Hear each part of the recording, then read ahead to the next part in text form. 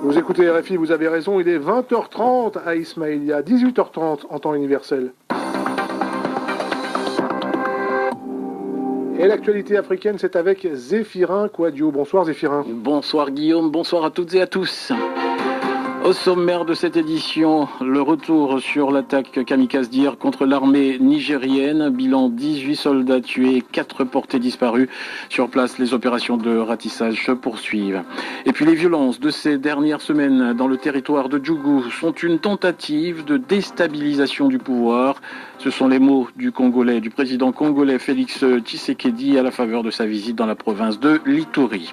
La Turquie accusée d'ingérence en Libye et de violation de l'embargo sur les livraisons d'armes imposées par les Nations Unies depuis 2011. Les raisons de l'implication turque en Libye, c'est le dossier de cette édition. Et puis, plus léger pour clore cette édition, un peu de musique avec l'amour illimité de Princesse Erika et Diana King, chanson extraite de la playlist de Radio France Internationale. C'est à écouter dans un gros quart d'heure. C'est un choix de notre réalisateur Jonathan Brady. Et du foot pour commencer avec les derniers matchs qualificatifs pour les huitièmes de finale. 2 nouveaux qualifiés ce soir, le Ghana et le Bénin. Les écureuils qui ont réussi l'exploit d'atteindre les huitièmes de finale, Frédéric Chuteau. Oui, à Ismaïlia, ici au bord du canal de Suez. C'est une grande première pour le Bénin qui participe à sa 4e phase finale de Coupe d'Afrique de football. Le Bénin qualifié pour les 8e de finale. Un exploit réalisé après ce match nul face au Cameroun. Les Lions indomptables du Cameroun, champions d'Afrique, 0-0. Les Béninois ont tenu jusqu'au bout. Ils ne se sont quasiment pas procurés d'occasion dans ce match. Ce sont les Camerounais qui ont largement dominé la première période avec plusieurs occasions franches. Et ensuite, la deuxième période a été beaucoup plus terne. Les Béninois, eux, savaient qu'un match nul était suffisant. Ils ont fait ce qu'il fallait. Le Bénin sort de la poule en tant que meilleur troisième. Le Bénin fait partie des 4 meilleurs troisièmes des 6 groupes, c'est une certitude. Et les Béninois, c'est un paradoxe, n'auront pas gagné un match, 3 matchs nuls, le premier 2 partout face au Ghana, ensuite il y a eu le 0-0 face à la Guinée-Bissau, puis ce 0-0 face aux Lions indomptables du Cameroun. Le Bénin court toujours pour sa 4e CAN après une première victoire en phase finale, mais cela a suffi en tout cas dans cette édition 2019 où on est passé de 16 à 24 équipes pour allier les 8e de finale. Et on connaît l'adversaire, ce sera le Maroc.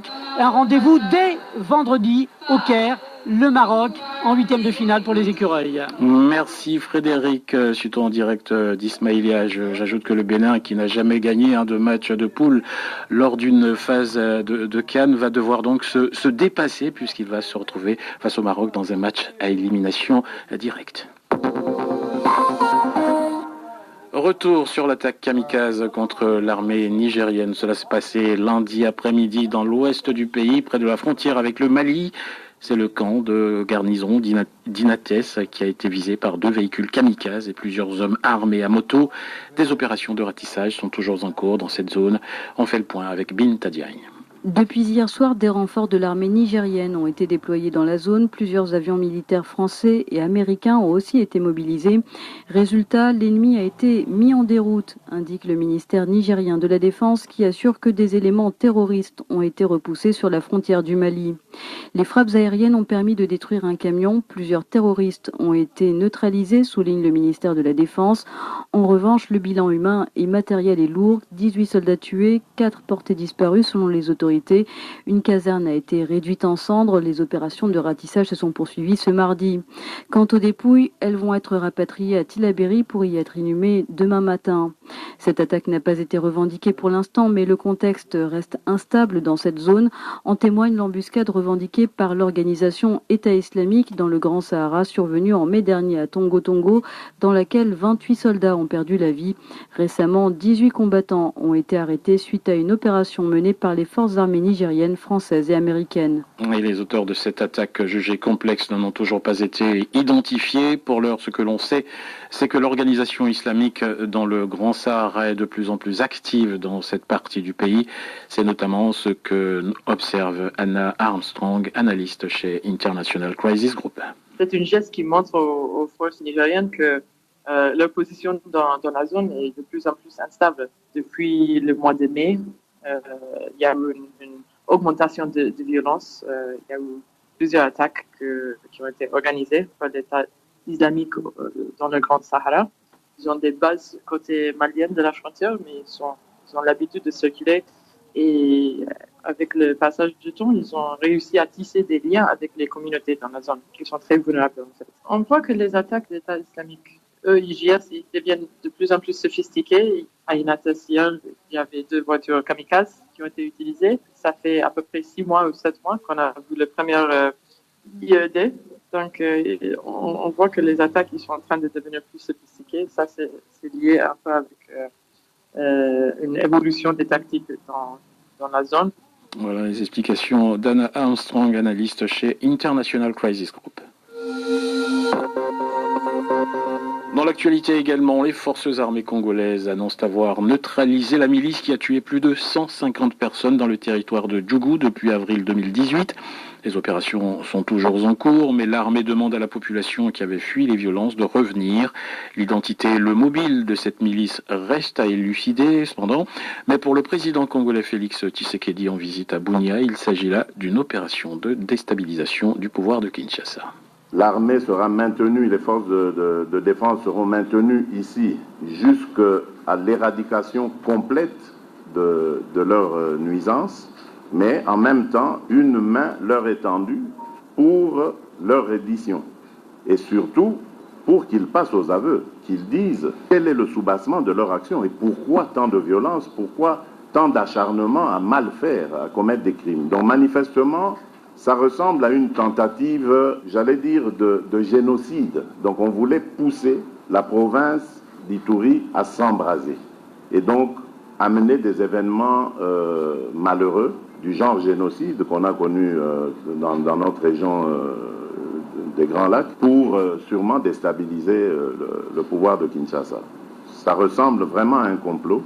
Et maintenant, le plus important, c'est de savoir qui en sont les commanditaires. Et ça, je ne lâcherai pas. J'irai jusqu'au bout pour connaître la vérité. Le président congolais Félix Tshisekedi, propos recueillis par Patient Ligodi.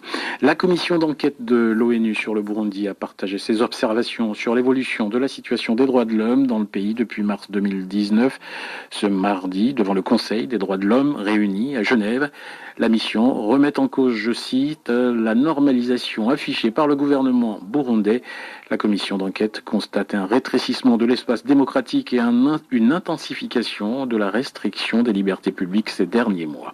Les opposants politiques sont systématiquement ciblés, les ONG et la presse intimidées. L'Église a elle-même été rappelée à l'ordre lorsqu'elle a fait état de ses préoccupations. Le président de la commission d'enquête de l'ONU, Doudou Diène, appelle la communauté internationale à la vigilance à l'approche des élections de 2020. Le gouvernement doit prendre immédiatement des mesures drastiques afin de redonner vitalité à l'espace démocratique nécessaire à des élections crédibles et donc instaurer un climat de tolérance politique, garantir la sécurité et la liberté d'action de tous les partis politiques et rétablir les libertés de réunion, d'expression et d'information. Dans le cas contraire, les élections de 2020 pourraient devenir le théâtre d'une détérioration grave de la situation des droits de l'homme. L'histoire électorale du Burundi, y compris lors des référendums constitutionnels de l'année dernière, a toujours été marquée par de la violence et de graves violations des droits de l'homme. Le contexte préélectoral actuel en montre déjà des signes inquiétants. Le président de la commission d'enquête de l'ONU, propos recueillis par Lisa Fabian. J'ajoute que les conclusions détaillées de la commission d'enquête sur le Burundi seront présentées au mois de septembre dans un rapport final. La situation en Érythrée à l'ordre du jour aussi du Conseil des droits de l'homme de l'ONU ce mardi à Genève. La nouvelle rapporteure spéciale, la chilienne Daniela Kravetz, nommée l'année dernière, a présenté son rapport annuel devant les ambassadeurs. Service militaire à durée indéfinie, répression contre les églises, disparition forcée des prisonniers politiques. Malgré les promesses de l'accord de paix signé il y a un an avec l'Éthiopie, selon elle, rien n'a changé dans ce pays fermé de la Corne de l'Afrique. Écoutez. Malheureusement, au cours de cette dernière année, on n'a pas vraiment vu des changements en interne, en fait, au niveau domestique en Érythrée. Vraiment, la situation des droits de l'homme reste la même. Le service national, ça continue à être une de facto vecteurs principaux de migration des Érythréens. Aussi, une deuxième question prioritaire en ce moment pour moi, c'est la question de liberté de religion. On a vu pas mal des arrestations de chrétiens, de membres de l'Église orthodoxe et aussi des gens de la communauté musulmane qui restent en détention. Il y a toujours de personnes qui sont détenues arbitrairement, de manière indéfinie, sans avoir accès à des droits minimaux comme le droit d'avoir un avocat, avoir recours en fait en justice, pouvoir avoir droit de visite de leur famille. Il y a eu de nouveaux cas d'arrestation arbitraire. Les autorités continuent à utiliser la détention arbitraire et à durée indéfinie comme une façon de supprimer l'opposition. La rapporteure spéciale de l'ONU interrogée par Léonard Vincent. Le dossier de cette édition à présent, la Turquie est accusée d'ingérence en Libye et de violer l'embargo sur les armes imposé par l'ONU depuis 2011. Si Ankara n'est pas le seul pays ainsi impliqué en Libye, ces récentes livraisons d'armes et de drones armés aux milices de Tripoli ont permis à ces dernières de reprendre la ville stratégique de Rahyan. Depuis, une guerre médiatique s'est engagée entre Ankara et Benghazi. Explication Ouda Ibrahim. Parmi tous les responsables étrangers impliqués dans le dossier libyen, Recep Tayyip Erdogan est le plus clair. Il a promis de faire tout son possible pour que les milices islamistes gagnent, en leur accordant des aides politiques, militaires, logistiques et de renseignement. Il accepte de soutenir sans réserve les Libyens venus le voir au début de la guerre de Tripoli, à savoir le ministre de l'Intérieur, Fathi Bashara, et d'autres responsables des frères musulmans. Ces derniers mois, la Turquie a fourni à Tripoli différentes sortes d'armes, des tanks et surtout des drones armés, sans doute opérés par des Turcs. Ces drones ont fait un fort effet. Depuis, 4 drones ont été abattus par l'armée nationale libyenne. Les autorités de l'Est libyen voient en cette intervention une déclaration de guerre et menacent les intérêts turcs en Libye. Pour elles, Ankara empêche la sécurité et la stabilité du pays en soutenant les frères musulmans. Alors que les autorités de l'Ouest défendent cette intervention, beaucoup à l'Est, comme le général Mohamed Al-Asmar, considèrent que le combat contre la Turquie en Libye est le combat de toute la région contre les frères musulmans. Alors, quelles sont les raisons de l'implication turque en Libye? Élément de réponse avec le chercheur Jalel Archaoui, spécialiste de la Libye. La Turquie a 2 motivations. La motivation économique. La Turquie fait beaucoup de business. En Tripolitaine, elle exporte beaucoup de marchandises, elle fournit des services, elle a des travailleurs qui sont prêts à affronter des conditions de sécurité qui sont généralement refusées par les travailleurs occidentaux. La construction, de l'électricité, de l'ingénierie, de l'exportation, du commerce, de la logistique. Ça, c'est le côté économique. Il y a une autre motivation idéologique cette fois-ci. Qu'est-ce qu'elle voit, la Turquie? Elle voit une opération qui aurait dû réussir en 2 jours à la rater. Donc ça, c'est une opportunité. C'est-à-dire qu'il faut s'intercaler parce que Tripoli, si on l'aide un peu, va peut-être survivre.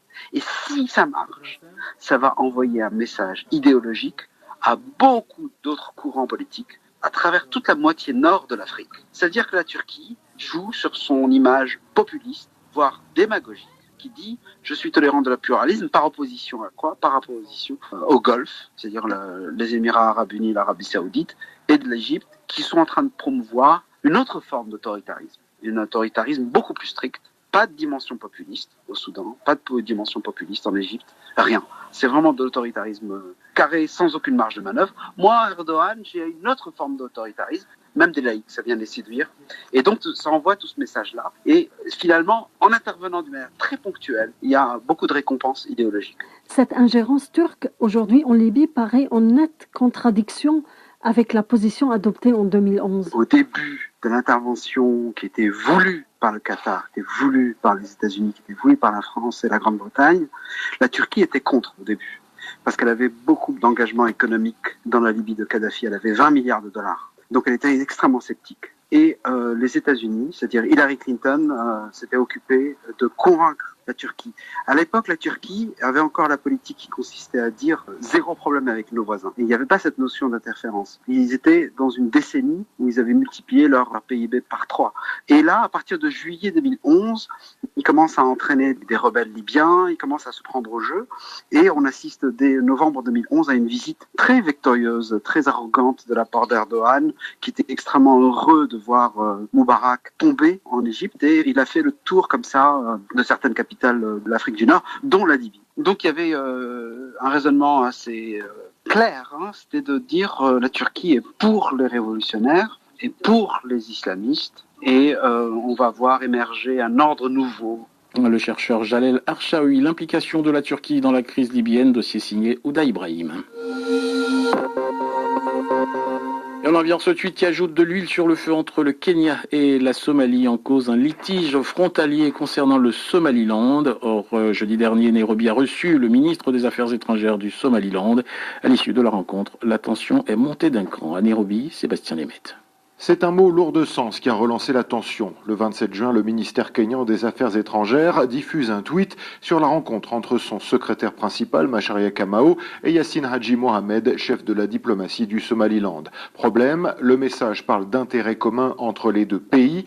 Or, le Somaliland est une ancienne colonie britannique qui a autoproclamé son indépendance du reste de la Somalie en 1991. Aujourd'hui, il n'est toujours pas reconnu par la communauté internationale et la Somalie le considère encore comme son territoire. Voyant donc inscrit le mot pays dans le tweet kényan, Mogadiscio a vu rouge. La Somalie a convoqué l'ambassadeur kényan et lui a remis une lettre de protestation dénonçant un tweet injurieux, un affront à sa souveraineté, son unité et son intégrité territoriale. Hier, le Somaliland a lui parlé d'une action antidiplomatique et d'une interférence des Somaliens décrits comme des agitateurs. Hargeisa a rappelé que la communauté internationale avait beaucoup sacrifié pour reconstruire la Somalie, qui ferait mieux de se concentrer sur ses défis sécuritaires et humanitaires, dit le territoire. L'affaire illustre encore les tensions récentes entre Somalie et Kenya au sujet d'un litige frontalier maritime, un conflit qui doit passer devant la Cour internationale de justice en septembre. Sébastien Lemaitre, Nairobi, RFI. Et merci à vous Sébastien Lemaitre, et pour les auditeurs qui nous écoutaient en Afrique, c'est Soirée Foot pour vous à partir de maintenant.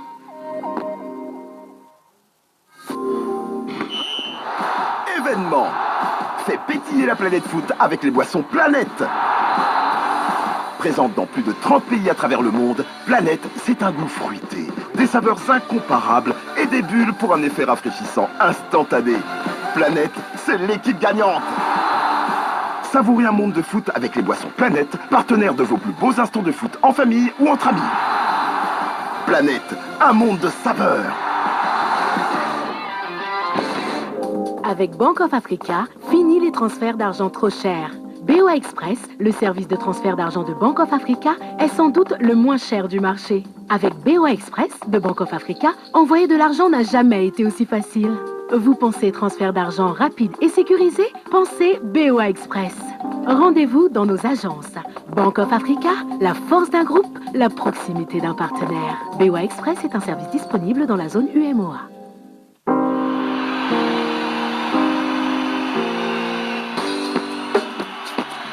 En direct de la Coupe d'Afrique des Nations Total, Égypte 2019. Marie-Amélie Motte. Bonsoir à toutes et à tous, soirée exceptionnelle sur RFI. Nous allons vous faire vivre les derniers matchs de la phase de poule de la CAN en Égypte et la demi-finale du mondial féminin en France, Angleterre, États-Unis à Lyon. On commence rapidement avec la Coupe d'Afrique des Nations. Dans le groupe F, le Ghana a battu tout à l'heure la Guinée-Bissau 2-0. Match nul 0-0 entre le Bénin et le Cameroun. Le Ghana, le Bénin et le Cameroun ont donc obtenu leur ticket pour les huitièmes de finale. Et des tickets, il en reste 2 pour ces huitièmes, 2 pour les 4 équipes du groupe E. À Suez, la Mauritanie affronte la Tunisie et à Ismaïlia, l'Angola rencontre le Mali. Coup d'envoi des 2 matchs dans moins d'un quart d'heure. Tout est encore possible. Les 4 équipes peuvent se qualifier. Et on part tout de suite à Suez pour Mauritanie-Tunisie qui sera le fil rouge de notre soirée. Christophe Jousset et Eric Mamrud vont vous faire vivre ce match. Messieurs, bonsoir. Bonsoir Marie-Amélie.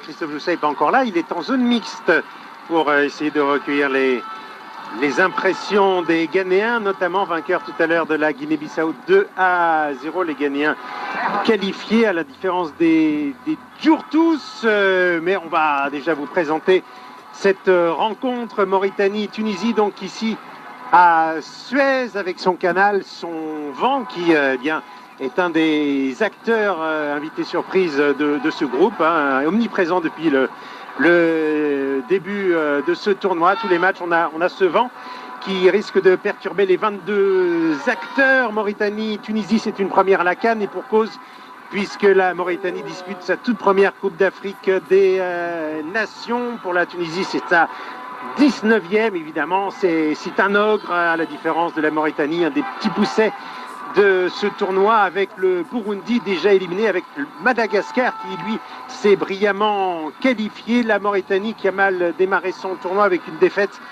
sévère, 4-1 face au Mali, mais qui s'est bien repris par la suite en obtenant un nul face à l'Angola, 0-0, le premier point marqué par la Mauritanie, donc dans une Coupe d'Afrique des Nations, un point historique, un point qui a regonflé les Mourabitounes incontestablement et qui se voit aujourd'hui créer l'exploit, et oui, pourquoi pas, abattre un mondialiste, abattre une équipe avec toutes ses stars, les Kazri, Litier et compagnie, alors que les Mourabitounes, eh bien, ce sont des acteurs plutôt anonymes, mais pourquoi pas, écoutez, le défenseur Diadier Diarra, prêt pour l'exploit. Franchement, ça fait du bien, le groupe. On a retrouvé du sourire, de la confiance face à l'Angola. Surtout, on a retrouvé la solidité défensive. Tout le monde était compact. On a tous avancé du même sens. Tout le monde était dans le même bateau. Franchement, là, on a senti que c'était une équipe qui jouait tous ensemble et qui voulait faire quelque chose. Et là, gagner le match contre Tunisie, franchement, ce serait la victoire du siècle. Hein. Le pays n'a jamais fait, si on se qualifie, franchement, tout le monde serait content. Et nous, les premiers, j'espère qu'on va continuer l'aventure tous ensemble. Franchement, ça serait du bien pour le pays, nos familles et pour le staff et tout qui nous ont fait travailler. Ça fait un mois, on est là. Franchement, qu'on soit récompensé et on va tout donner. J'espère qu'on va tout donner. Qu'est-ce qui vous permet de croire que vous pouvez battre la Tunisie? Franchement, on a bien vu en Ligue des Champions. Hein. Le Barça, Liverpool, personne n'espérait. Pourquoi pas nous? Là, on a l'impression que sur le papier, il y a une grosse différence. Par exemple, vous évoluez à Sedan, en National 2, et à côté, Wabi Kazri, les 4e de Ligue 1. Donc... Oui, c'est sûr. Après, on va pas regarder ce qu'ils font eux. Parce que si on part sur ce côté-là, on va déjà se mettre des problèmes dans la tête. On va jouer, on a déjà joué contre le Burkina, ils avaient des grands joueurs qui ont des très grands clubs. C'est pas pour autant qu'on les a pas battus, vous voyez. Pas de complexe alors. Non, pas de complexe. Mais il va falloir mettre un petit peu plus de buts, être un peu plus efficace quand même. Mais franchement, les derniers ballons, il faut qu'on les exploite mieux, parce qu'on a souvent des occasions dans les matchs. Franchement, si on arrive à tuer dessus directement, et déjà ça redonnerait la confiance pour tout le monde. Et là, une fois qu'on mène, on joue plus pareil. On va savoir ce qu'il va falloir faire derrière, et tout le monde va sentir un peu pour bomber le torse, et ça va donner encore plus de force.